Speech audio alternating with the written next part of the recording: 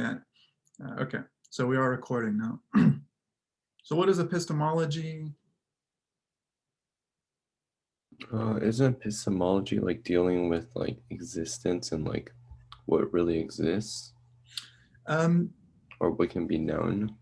what can be known, right? Does anyone want to jump in and help? Isn't it like the theory of knowledge?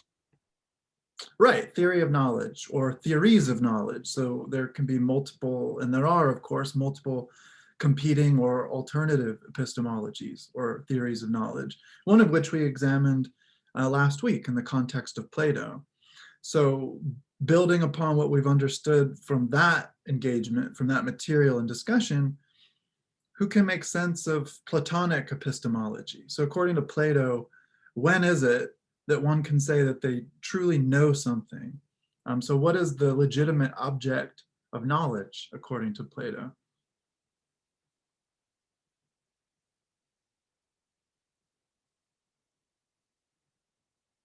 Oh, Alanis, I just saw your message. I'll add you to the roll here. But can anyone answer that? So who can take a stab at unpacking or explaining in your own words what a Platonic epistemology might be?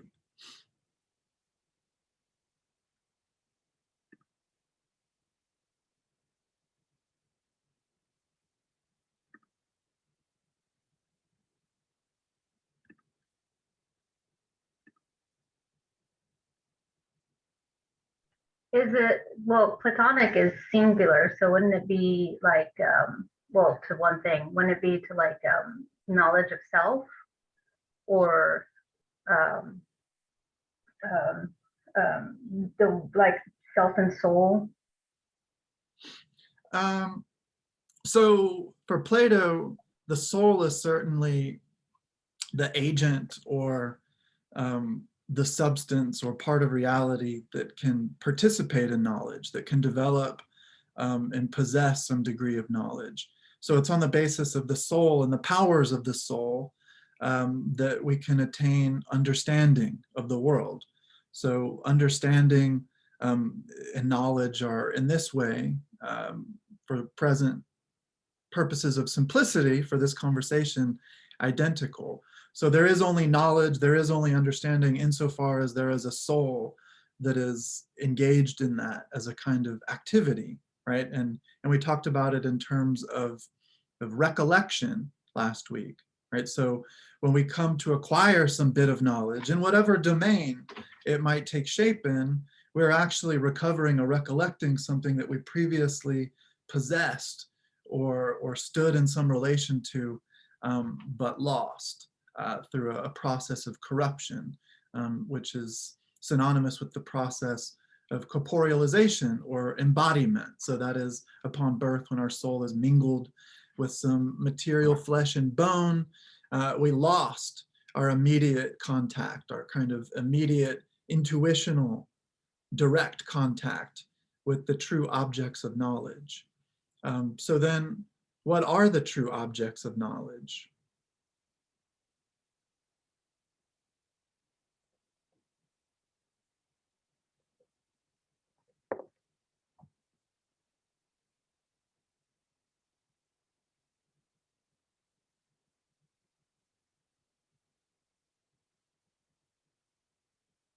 Anybody remember? So what about this theory of forms that we spent time discussing last week?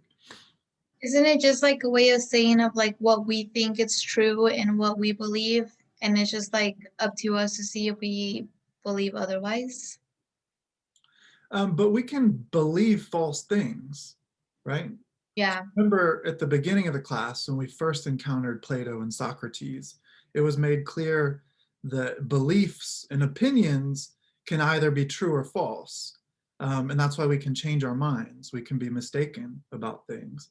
But knowledge is not either true or false. So if you, as opposed to having a mere belief or opinion or a kind of superficial judgment about something, if you claim to know it and have justification for that knowledge, then it cannot be false. So going to the thematic and sort of mythical substance of the cave allegory, the cave dwellers who were gripped by the presence of shadows, which are superficial or fragmentary or corrupted images of objects or things, which for their part are still not the full identity of the things that constitute reality. So when the prisoners in the cave exchange views and make predictions about what shadowy image will go past their gaze first and in succession and so forth, they're exchanging misguided opinions that are far from the truth.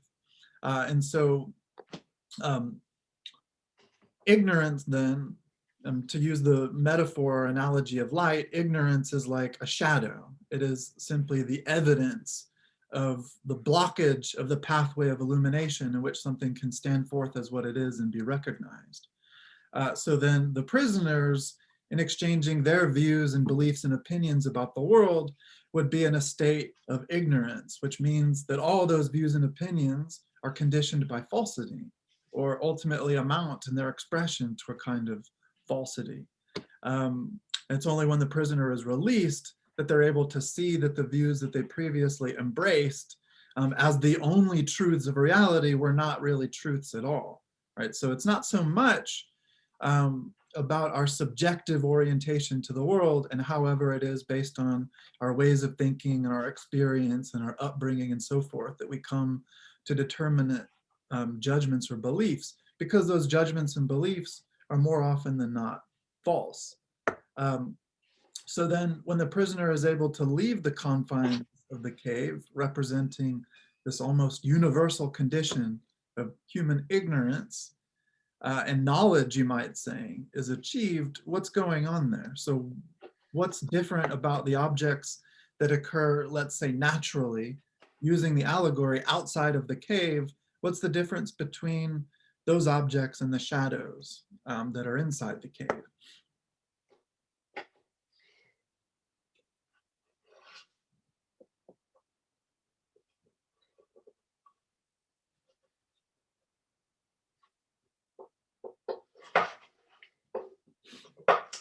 So hey, Karina, came in a little late. I'll add you to the roll, but how's it going?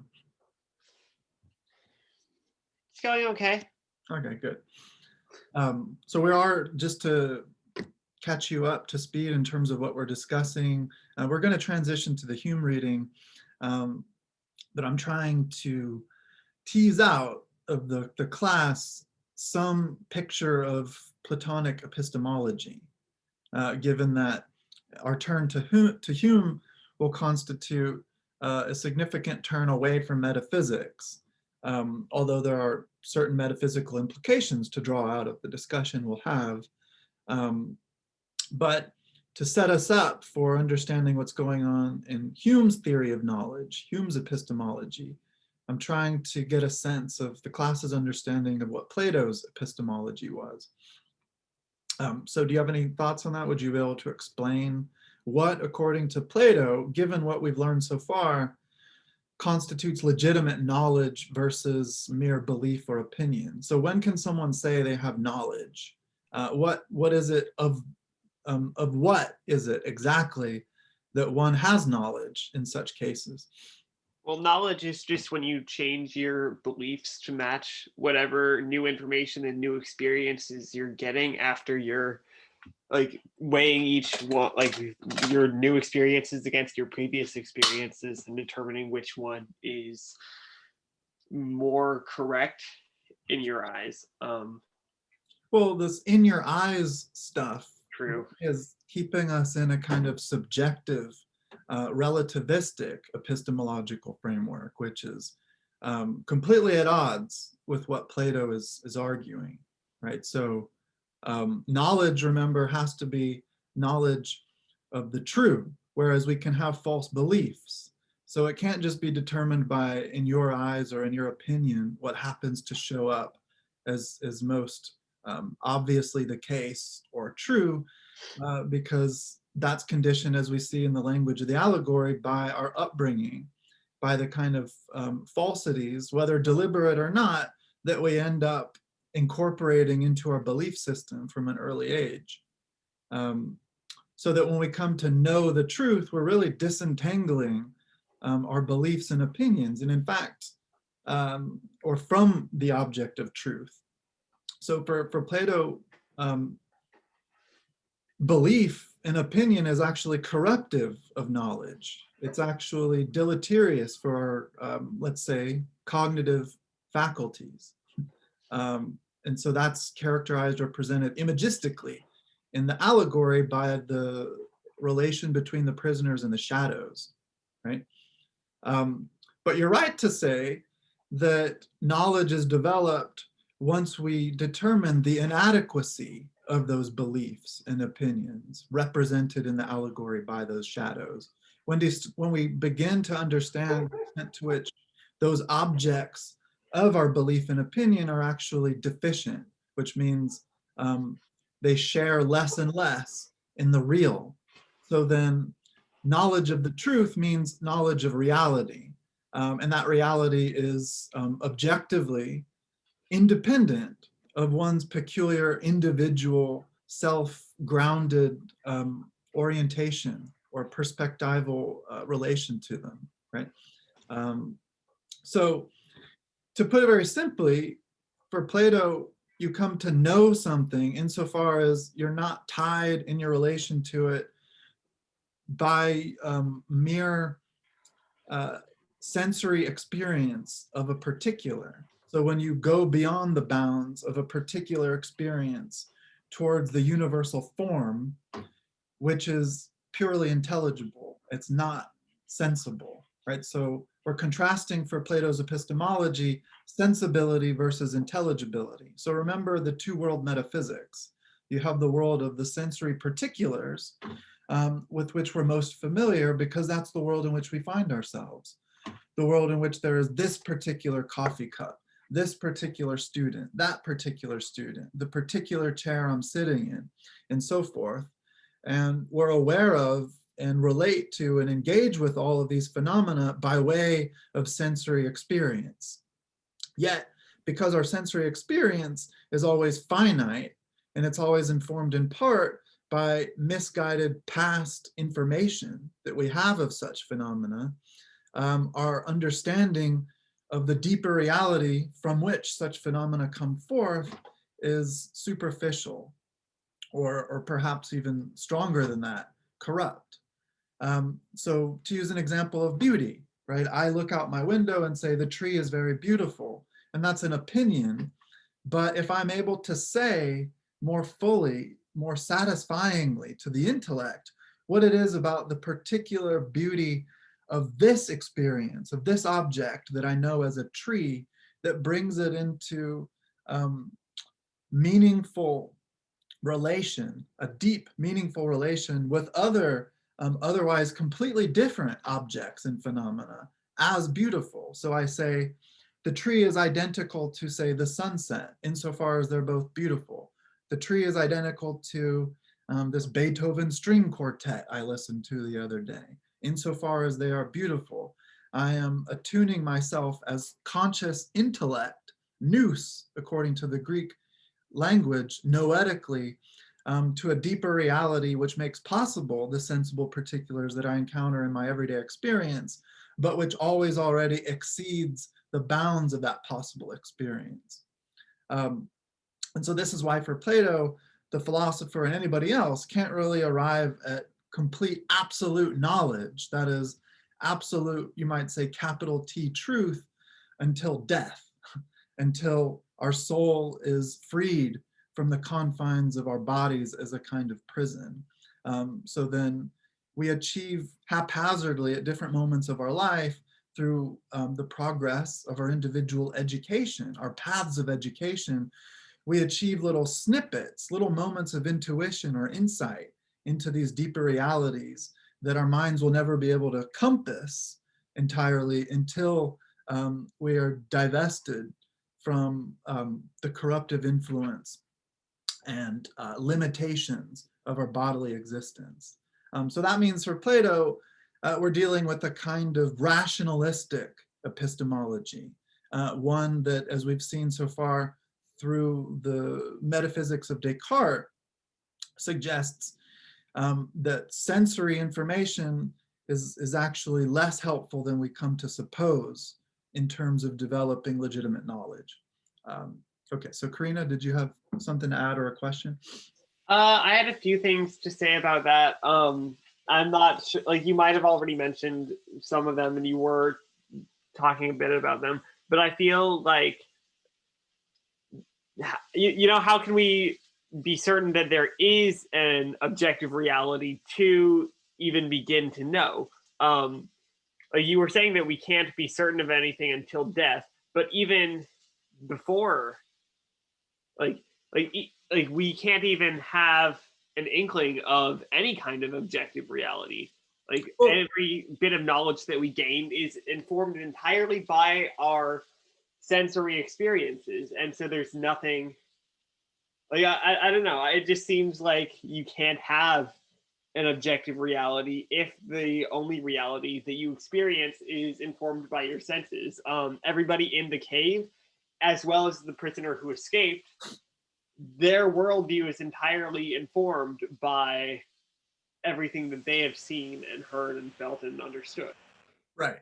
Yeah, and so now you're speaking like an empiricist, which is great because that's precisely how we can identify or place Hume in terms of the epistemological landscape. But Plato would respond to that by saying, remember the circle experiment we went through. So I gave you an example of a sensory particular, which you can experience visually. So the shitty circle that I drew on our little virtual whiteboard, and you were all able to note that it was an attempt at a circle and an attempt that falls short. And then we pointed out that it's the case that you've never, strictly speaking, experienced a perfect circle. But we have experienced people trying to draw circles, and we have experienced people explaining the concept of a circle. So we know what that is based on what we've heard and what we've seen and what we've understood about the idea of circles. So we know, like, we've heard the idea of circles. Mm-hmm. Yeah, so we could, though, I could, and this is more or less what Socrates does in the dialogue, the Meno, where he takes a young servant boy and has them run through a series of experiments with geometrical figures, such that it turns out with absolutely no education whatsoever, the young servant actually has some understanding of geometry. So I could take a child, for example, that's never learned anything about the mathematical concept of circles, and perhaps they've never even seen a circle, and I could do the same thing, and they might have some liminal sense of what it is that I'm trying to draw. Now, an empiricist would perhaps answer in the same way you are.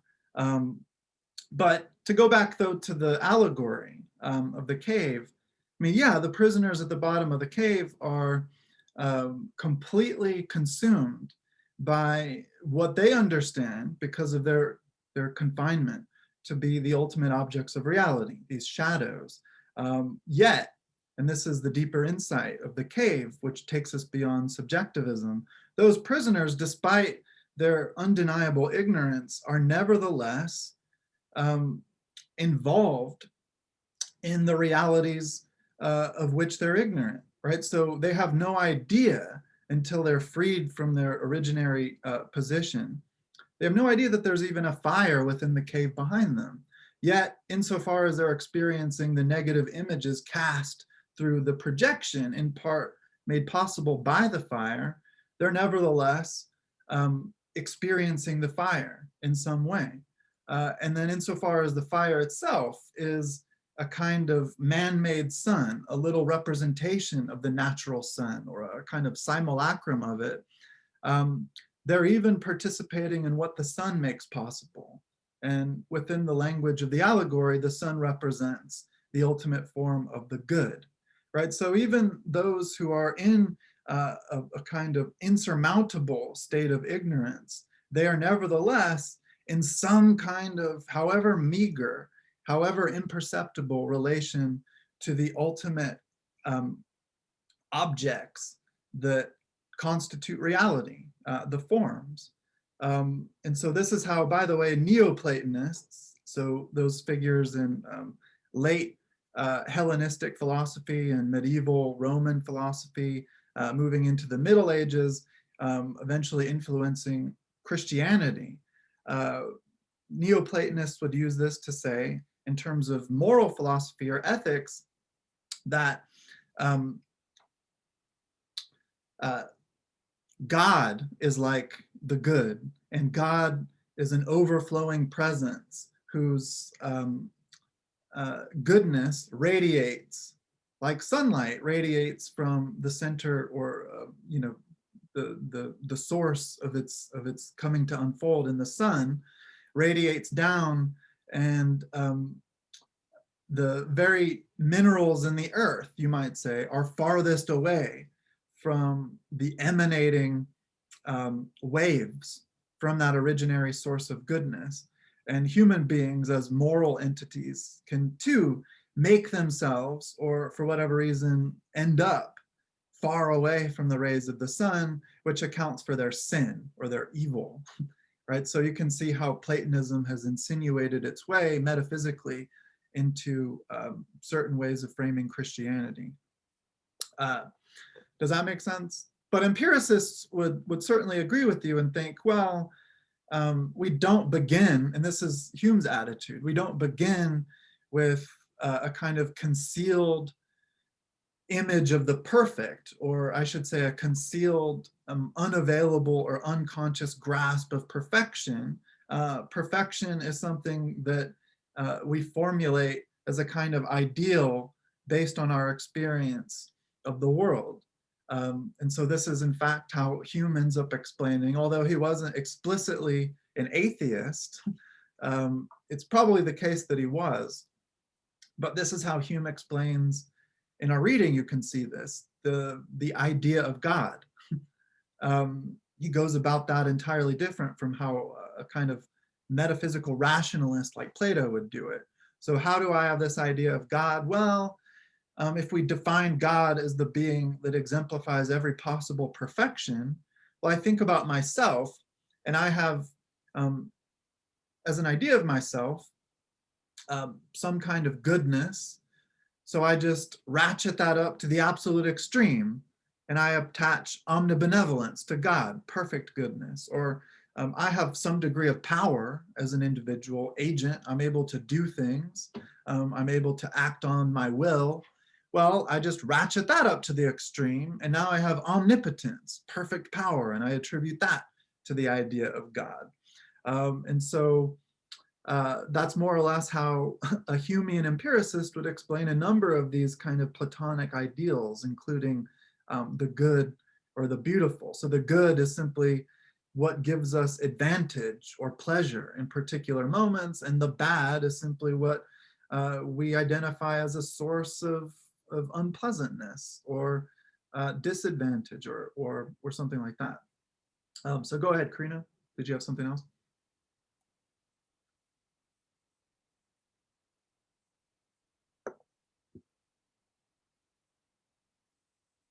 Did you want to add something or ask? No? Okay. Oh, I just don't really understand like what the concept of the good is in this. Like the sun and the fire are still sensory objects that we're perceiving, and I don't know that the concept of the good is anything that is inherent to reality. Like we can have this idea of there is an objective reality, but that's just based on the idea that we're always learning and experiencing and taking in more things. And so again, that's informed by your experiences. So I don't really. Yeah, that's exactly what Hume would say. So we're dealing with impressions now. And this is why I suggested earlier that as we move away from Platonism into Humean empiricism, Humean epistemology, we're really moving away from metaphysics. So as we'll see, Hume, in terms of staking out these philosophers in different regions of the intersection between metaphysics and epistemology, Hume's answer on the metaphysics side is just like, well, get rid of it. All we need is epistemology. And this represents one step in the so-called epistemological turn that Descartes actually initiated in the 17th century. So Hume is going to say, well, all I have available to me in terms of my experience and understanding of the world are sensory impressions. So I know that there is this object in my hand and before my gaze that I identify as a coffee cup, but that's only because I have the visual impression of it here and I have the tactile impression of its weight and solidity in my grip. Now, beyond those impressions, beyond that experience, I can't say anything about it. And so his answer is, well, I don't want to deny, as we'll see George Berkeley does, so we'll talk about some other philosophers today, I don't want to deny that there is any objective external reality whatsoever. That's what we know as idealism, metaphysical idealism, because Hume says, well, we don't have any evidence for that either.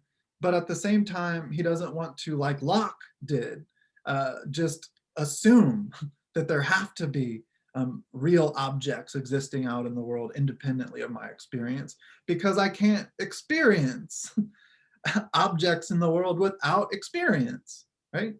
Does that make sense? Does that go along with what you're saying? Yeah, kind of. Okay. But yeah, but one thing to defend Plato a little bit again is he seems to think that there is beyond the actual presence of phenomena that are open and available to us through the channels of our sense experience. We have a sense of that there being a beyond, right? So when you look to the horizon, a spatial horizon, that's the limit, literally, of your possible visual experience of the space in which you're encompassed. But that very limit speaks as limit to what lies on the other side of it, right? It's not a limit if there's supposed to be nothing beyond it, right? So the apprehension or perception of a limit gives us some kind of understanding. It's not a fleshed out, robust, intellectual, conceptual understanding, but some sense that there is something beyond it. But it's that beyond that we can never truly access from the vantage of our lived everyday sensuous experience. So that's the kind of last take that I'll put forward in an effort to justify, Plato's Plato's metaphysical system. But okay, so let's hopefully, at least his reasoning is fairly clear. But let's look at the existential comic. So we've already seen one existential comic for Hume, but this one is appropriate for this week's material. And so, by the way, we're reading a few sections from another work. So weeks ago, when we visited Hume a few weeks ago, we were reading from his first major philosophical publication, the Treatise on Human Nature. But now we're turning to a book that he published 8 or 9 years after that, The Inquiry Concerning Human Understanding, which is more or less the same argument. He's just refining, deepening, and simplifying, illuminating different difficulties, because however important the Treatise on Human Nature is now, contemporaneously at the time of its publication, it wasn't very well received. So it wasn't considered all that groundbreaking. And so he published The Inquiry, which to some extent improved upon the reception of his ideas. So let me share the screen and we'll look at this one existential comic.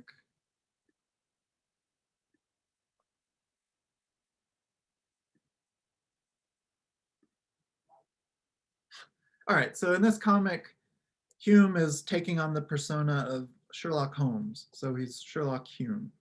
So just read through these panels with me and let me know if I'm going down too quickly.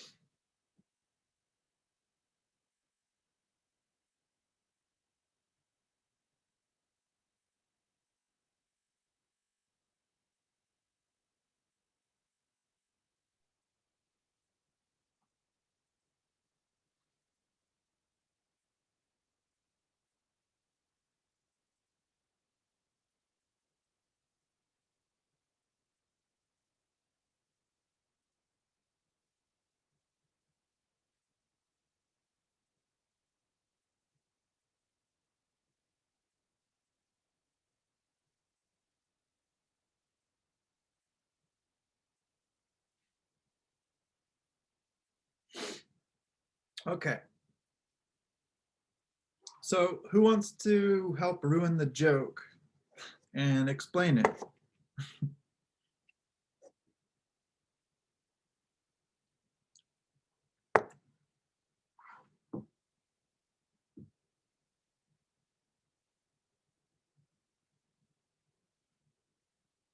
So how is it that Hume's empiricism is bringing him to this weird conclusion?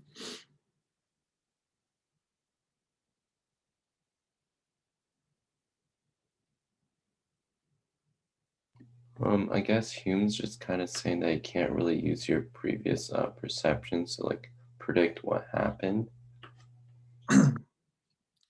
Yeah, so empirically, when you're seeing, say, a person, what you understand based on experience to entail or be describable in terms of firing a gun and shooting someone in the face, if you're a strict empiricist, which means you're only using your sensory observation, well, what you see is a person holding an object. Perhaps you see their finger move a little bit. Then you see another event. And based on what we've become familiar with Hume's approach so far, all you're really seeing are these completely different perceptions, right? So based on our last visit with Hume's theory, it's clear that you can't even move your eyes or blink your eyes without generating a new perception, which is strictly speaking different from the former perception. And so that has to do with our own experience. But if you apply that line of reasoning to objects in the outside world, so if you hear a bird singing, we think that it's one continuous phenomenon. But in fact, it's just a series of completely different sounds, the gaps between which our mind of its own natural effort, of its own natural force, smooths them over, right? And so we come to a certain inference based on our past experience, what our past experience tells us about what's going on. But really, we're dealing with the concept of cause and effect here, right? So that's at the very heart, the very center of our discussion for this week, the question and problem of cause and effect, which is, on the one hand, legitimately a metaphysical question and problem, insofar as we're talking about events and phenomena that occur in the world. So our objective understanding of cause and effect relations is such that, to take the familiar sort of cliche of, if a tree falls in the forest, does it generate a sound? Well, we're dealing with a cause and effect relation. So the falling of the tree is the cause of the effect of the sound. And as an objective phenomenon, you don't really require, we think, a listener there in the forest for that event to be true. Yet the listener in the forest, if they're being empirically rigorous in terms of what they're actually experiencing, well, they might see a tree falling, and then they hear a series of sounds. And their mind does the work for them of putting those two events together in an association of ideas that Hume labels causality, or cause and effect. But his point is, we would never really be in a position to naturally make that inference between the sound of the trees falling and the visual impression of the tree doing that very act, unless we had, as we do, prior experience of such things happening. So without the background or basis of sensuous experience in the past, we could never make the kind of simple, straightforward, what we take to be logical inferences of cause and effect that we experience now and anticipate in the future. And the major kind of philosophical upshot of Hume's arguments here is going to be that final inference of cause and effect has nothing rational, that is to say logical, about it whatsoever. It's simply the product of human habit, or human custom or convention, as Hume sometimes uses it, such that because of our past experience of associating fire, so flames, with heat, we expect that if we were to stick our hand in a fire now, it would burn us. But we only make that relation between flame and heat because of our past experience with it, or at least the past experience given in the testimony of others who have had that experience and can teach us. As a parent will warn a child, for example, from putting their hand close to a fire on a stove or something like that. Okay, so does that make sense so far? Yeah. Okay, cool. I'll do my best at a certain point to get, wild-eyed and intense and just impressing upon you and delivering to you the radical implications of Hume's epistemological theory here, that our very understanding of cause and effect, on the basis of which we carry out successfully our everyday lives without dying at every turn, on the basis of which natural science and other scientific methodologies are pretty successful, that all of that is grounded in our understanding of cause and effect relations, and Hume is going to conclude that we don't really understand cause and effect relations, and that the inferences that we make about these relations are not rationally justified and have nothing to do with reason whatsoever. Okay, so there's a lot to work through. I'm going to open up some slides. Feel free to interrupt if you have questions, but I'm going to take us a century or so prior to Hume, back to the 17th century, beginning with Descartes, to just look at how it is that Hume is able, through these kind of trans-historical conversations with previous thinkers, how he's able, as an empiricist, to arrive at these really bizarre conclusions. Okay, so I'm going to pull up my slides. Here we go. Go to the beginning.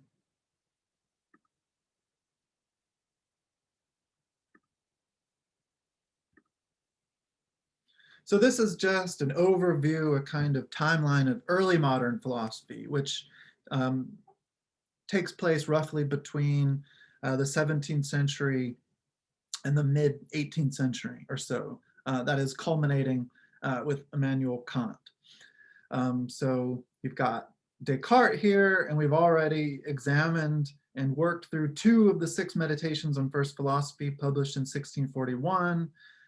This handsome fellow here is John Locke, whose ideas, at least, we spent some time unpacking in the context of John Perry's dialogue, having to do with personal identity and selfhood. And so we looked at some ideas that came out of his famous 1689 work, the essay concerning human understanding, in which he put forth a very early modern argument in favor of, or defending, empiricist epistemology. And so what we find in 1689 then, in this essay concerning human understanding, is an argument against Cartesian rationalist metaphysics. And so arguably a predecessor, a kind of ancient predecessor to Descartes would be Plato. So we can regard Plato and Descartes as rationalists of a kind. Although I caution against making too strong of an identity there, because rationalism is a modern term. In fact, it wasn't even used by these early modern thinkers. It's just a kind of scholarly designation that we now apply in a backward-looking way to these philosophical systems. And then George Berkeley, now in 1710. So Berkeley was an Irish bishop of the Anglican Church.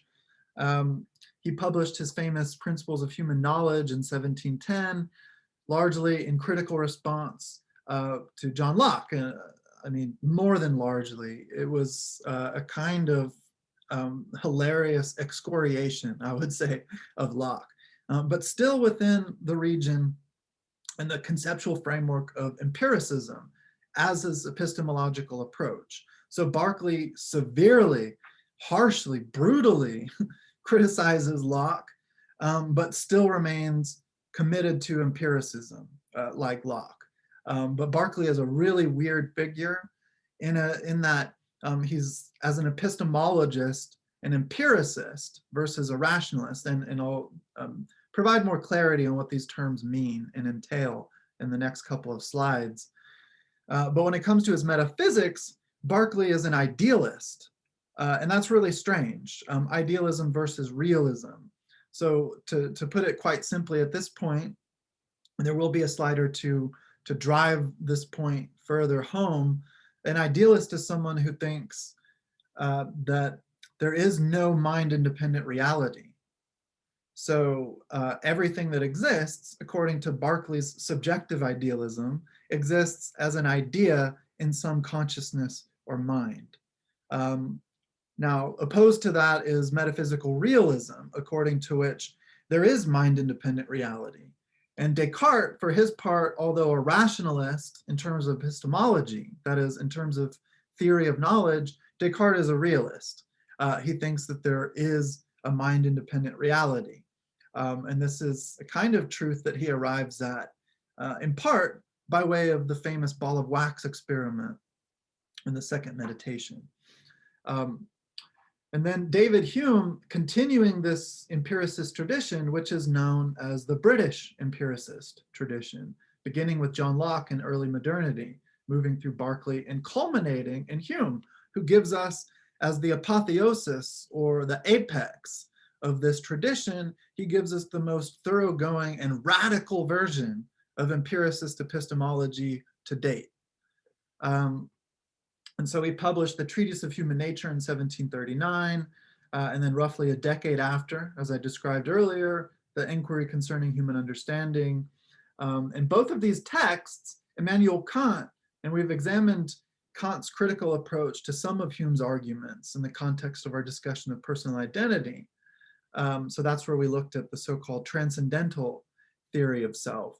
But Kant famously says in his Critique of Pure Reason from 1781 that Hume awoke him from his dogmatic slumber.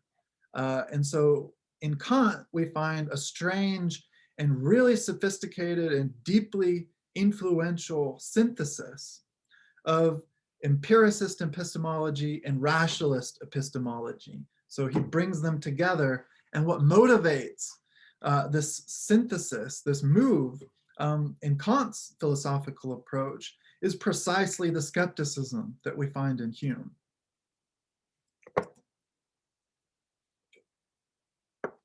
So you have to think about what's going on historically at this time. So these philosophers aren't just a bunch of bored, wealthy white dudes arguing for the sake of arguing. There are real world conditions of knowledge and the upheaval of received systems of knowledge, which are generating this fertile ground out of which this strange Humean skepticism emerges, right? So think about this period in history.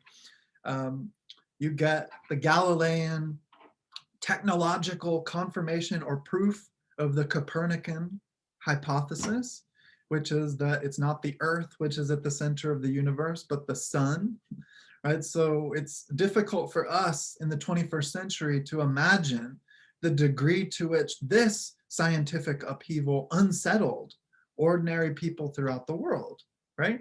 And then think about the rise of Protestantism in Europe and the challenge it posed for Catholicism, which, as that very name suggests, is universal, right? So Catholic is also an adjective that means universal, of the whole, beyond the application to that particular form of Christianity. And so Protestantism arose around this time, a little bit earlier than this, obviously, in the 16th century, as a challenge to that universality. And it's actually thought that Descartes was a casualty of this. And there's recent evidence now that suggests that Descartes did not die of natural causes, that is, of pneumonia, while uncomfortably staying in a drafty Swedish castle where he was employed to educate the princess of Sweden, it's thought that he was poisoned by a spy who was also a Catholic missionary, even though Descartes was Catholic, because it was thought that Descartes had such a prickly personality and such weird metaphysical ideas that he was pushing Christina, the princess in Sweden, away from Catholicism because she found him so repellent. And so there's all these weird difficulties and sources of confusion, anxiety, which make the skepticism that we see in these early modern thinkers, Locke, not so much Berkeley. So his idealism in some sense gets us away from skepticism, but certainly Hume. Okay. So here's a slide just to give some further details and illumination to these various schools of thought. So we have, as we've talked about, metaphysics as one fundamental division or branch of philosophy versus epistemology. So metaphysics investigates the nature of reality, whereas epistemology is concerned with the nature and limits of knowledge. So within metaphysics, you have, broadly speaking, that is quite generally speaking, these two systematic approaches. You have realism versus idealism. So realism, as I pointed out a few moments ago, is the view that there is a mind-independent reality. So it seems perhaps to you odd that what amounts to basic common sense is given a robust metaphysical systematic approach or theory. But it shouldn't be so strange, because many scientists today occupy some version or take on or adopt some version of anti-realism, insofar as, for example, Stephen Hawking, a very famous late physicist at this point, argued for a view that he referred to and named himself as model-based or model-dependent realism, which means our scientific methodologies don't put us into direct contact with the world, but give us more or less rigorous and accurate representations or models by which to make sense of the world.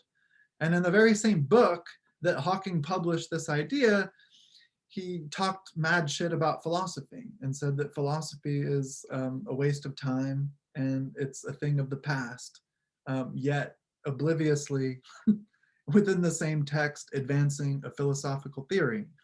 That's not a scientific theory, that's a metaphysical theory, which has its historical sources in these very conversations and debates that we're engaging with now, spanning a series of centuries. And so representational realism is something fairly close to what Hawking had in mind there in terms of model-dependent realism. But naive realism is the really simple common sense version of realism that says, on the one hand, that there is a mind-independent reality, but then they make the additional move, and this is why we consider it naive, of affirming that that mind-independent reality in fact exists more or less identically to the way in which we as individuals are conscious of it or experience it. That is to say, for the naive realist, there is no gap between my subjective awareness or experience of the world and the objective conditions of those facts of which I become aware in relations of knowledge. The naive realist thinks that there is no gap, there is no space between the objects of our knowledge and the knowledge through which those objects are represented. Representational realism moves beyond the naive form and says, okay, there is a mind-independent reality, but we can navigate that reality through the mediation of concepts or ideas, representations, or different cognitive categories, right? Okay, and then so we'll talk more about this in the next few slides. And then there's idealism, according to which, as we'll see, one progenitor of idealism. In fact, the first idealist in this intellectual tradition is George Berkeley. We'll talk a little bit about him. But he has this metaphysical theory, the consequence of which is that there are only minds and ideas. There are no objects or materiality as such. Okay, so there's metaphysics, and then there's epistemology. Now, on the epistemology side of things, there is rationalism versus empiricism. So we've already seen that Descartes is a rationalist, in as much as he thinks that all knowledge ultimately comes not from the senses, but from reason, mind, consciousness, or the intellect. And then there is empiricism, which says, opposite to the rationalist, that no, all knowledge ultimately does come from sense experience. So of course, so far, we know that Hume is an empiricist, and we know that John Locke is also an empiricist. So these are the philosophers that we've dealt with so far.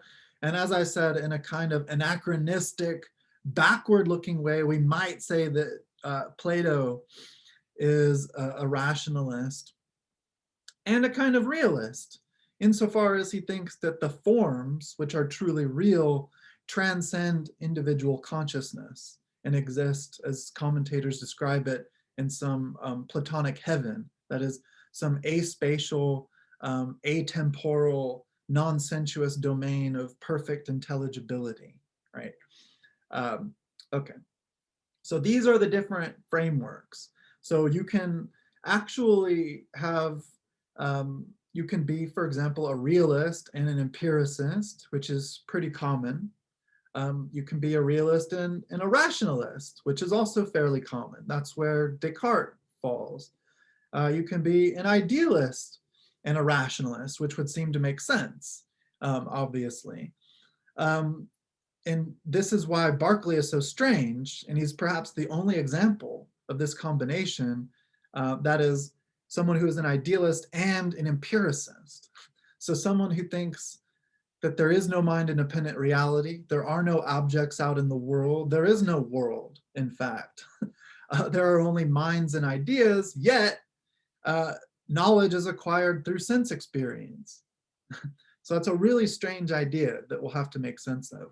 And we have to make sense of it because it's in part what motivates Hume's theory, insofar as he is responding critically to something problematic in Berkeley's empiricism. Okay, so are there any questions or comments so far?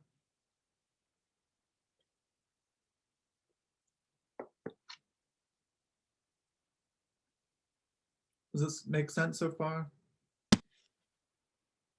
I don't really understand why that's such a weird combination. Like, that seems to make a lot of sense to me. Oh, the idealism and empiricism? Yeah. Well, I think it's weird because an empiricist deals with observation, right? So I come to know some truth because I have observed it and verified it. And someone might say, and someone, I mean, a natural scientist working today might say, well, what am I observing if not facts out there in the world, which I can measure materially and technically in objective ways that would be available for anyone else. So that's why it's a little strange. Does that make sense? Yeah. Okay, cool. All right, so, okay, let's do this slide and then we'll take a break, and then we'll come back, and there are a couple more slides to talk about in terms of this historical conversation between these different positions that we can locate different philosophers in. So we'll engage briefly with this conversation spanning between Descartes, Locke, Berkeley, and then eventually giving rise to Hume. But we're beginning here with Descartes. So we didn't read Meditation 3, but you can find implicitly there, and here's a quotation from Meditation 3, you can find an implicit criticism of naive realism, which would then justify what I labeled representational realism, or it's sometimes referred to as just representationalism. So Descartes says, now the principal and most frequent error to be found in judgments. And so we have to be careful here because when we think of the word judgment, we, I think, load that up with a kind of moral character or substance. So we don't like judgmental people, right? Or we want to avoid judging too hastily in experiences. But judgment here is used in a very literal sense, a scientific sense. So for example, my very move to pick up the coffee cup and take a sip is possible on the prior judgment that there is in fact coffee in the cup, right? So I pick it up, and because of my feel of the object, the way in which there's liquid moving around in it, I judge that there is coffee in the cup, and that judgment makes possible my decision to take a sip, right? So judgment that, for example, looking out my window, it is at a certain time of day on the basis of what I observe in terms of the light, for example, the light conditions. So I judge that it's, you know, still in the morning, but approaching noon time or something like that, right? So that's what Descartes means by judgment here. So he says, the most principal and most frequent error to be found in judgments consists in the fact that I judge that the ideas which are in me are similar to or in conformity with certain things outside me. So here, and I have ideas in italics. So I italicize that. It's not Descartes because I want to emphasize it.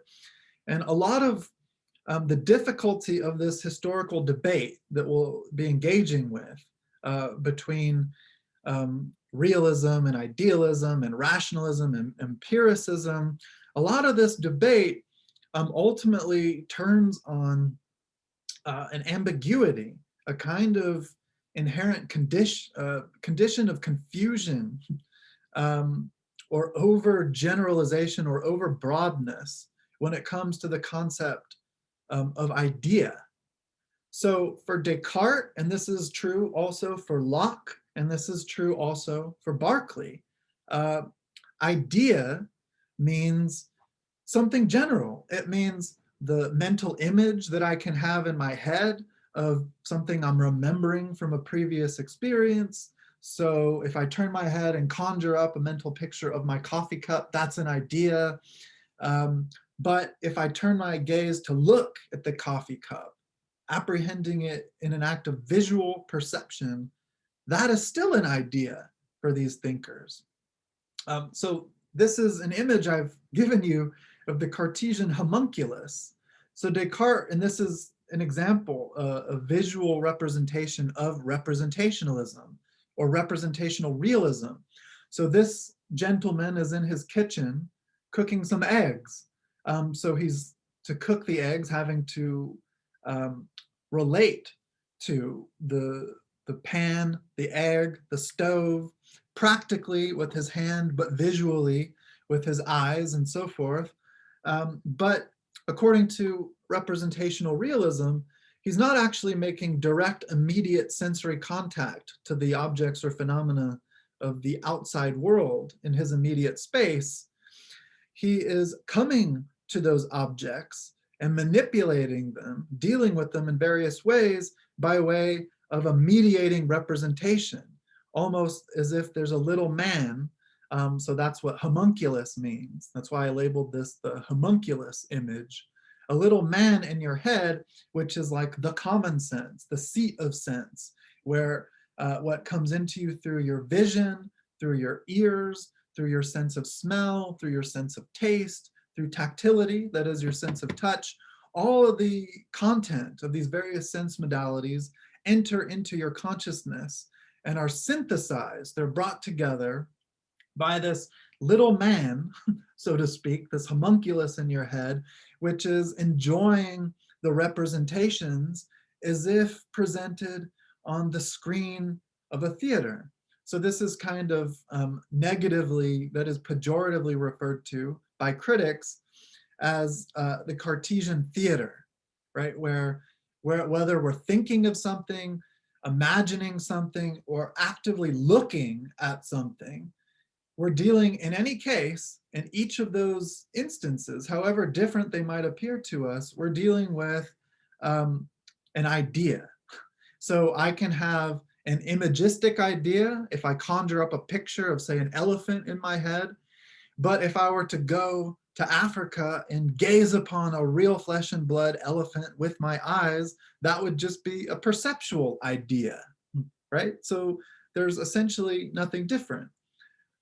So what Descartes is suggesting here is that if, and I used this example before, if I were to consume a fistful of psychedelic drugs like LSD or mescaline or something like that, and I looked over and saw a fucking, I don't know, a Teletubby sitting on my chair, there's no error there. I am seeing a Teletubby sitting in my chair. That's not a mistake. It's just like if you take a stick, which is quite straight, you put it in water, it appears bent. It's not an error in judgment for you to say, this stick appears bent in the water. It in fact appears bent in the water, just like if I'm high out of my mind on psychedelic drugs, it might appear in fact that there is a Teletubby sitting in my office. There's no error in judgment there. The error would come about if I make the illegitimate move of associating that idea, my apparent perception of a Teletubby sitting in my other office chair, with some real mind-independent material fact existing in this space, such that if I were to leave the room and you were to enter it, you too would see the Teletubby. That's where the error in judgment comes about. And so this is what motivates the advent and development of representationalism or representational realism. So my representations and how I judge the truth of those representations generate perceptual errors only when I make the illegitimate move from perception to absolute or objective, that is, mind-independent fact. And so I'll just call your attention to where in Hume, let's see. And this is fairly early on. This is on page 10 in our reading. So Hume is the first to really point out the strangeness of this problem, of this overbroad conflation of different aspects of our experience with idea. So he says, and this is at the bottom of this paragraph on the left, just before you get to section 3. He says, again, the word idea seems commonly to be taken in a very loose sense by Locke and others, who use it to stand for any of our perceptions, sensations, and passions, as well as thoughts. So that's how loose this notion of idea is. It captures our perceptions, our thoughts, and our sensations. So our sentiments and our feelings, it captures everything, right? So he says, I would like to know, well, we don't need to read that part, but that's a problem that Hume is going to resolve. And we've already seen the preliminary steps by which he addresses the issue and the distinction he presents or suggests between impressions and ideas, right? So he's the first to do that. He's saying there's something very much different about, to use my example, seeing a coffee cup in front of me compared to a mental image of that same coffee cup once I leave it or throw it in the garbage can. And that's a difference that nobody would deny, he thinks. Okay, so does this make sense so far? So we'll return with this slide in a minute. We'll examine the different forms of realism and empiricism. But let's take a quick break. So, 4 or 5 minutes or so. So let's say like 11:47. We'll meet back here and we'll continue. So I'll see you guys in a few minutes. I'll pause